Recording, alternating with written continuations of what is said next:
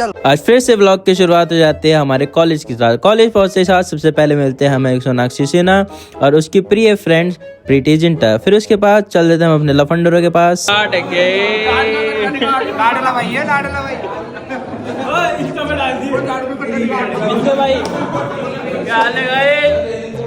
उसके बाद हम आते हैं अपने दूसरे दोस्तों के पास। सबसे पहले मिलते हैं हमें कॉलेज का बदमाश, ये बात अभिषेक भाई। लेकिन इससे बड़ा बदमाश नहीं देखा होगा आपने, हमारे जाट भाई। ये उसी के थोड़ी देर बाद बजरंगबली दर्शन दे देते हैं हमारे कॉलेज में। जाट भाई को चंगुल में लेके हम निकल जाते हैं आगे, लेकिन फिर देखते हैं जाट भाई हमें धोखा देके किसी और के साथ निकल जाते हैं। से जो टूटे कोई सपना।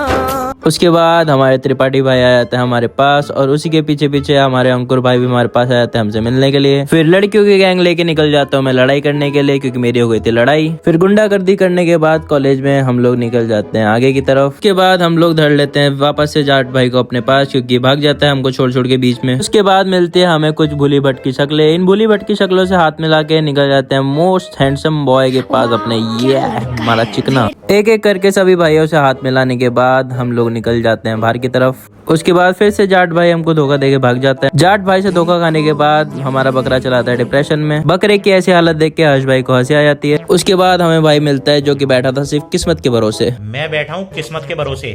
उसके बाद मिलती है हमें कुछ लड़कियां जो कि क्लास बंक करके बैठी हुई थी सामने। तुम खुद देखो, ये देखो, है मुझसे कोई स्मार्ट?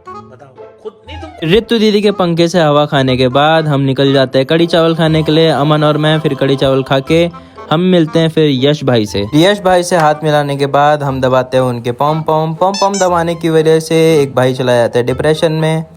देखो इन्हें ये है। उसी के बाद मिलते हैं हमको मोनू जाटव, जो कि कॉलेज के सबसे हैंडसम बॉय में से एक है। मोनू भाई की सुंदरता के साथ कॉलेज की आती है छुट्टी। इसी के साथ ब्लॉग को करते हैं हम एंड। ब्लॉग में कौन सा पार्ट आपको अच्छा लगा कमेंट करें।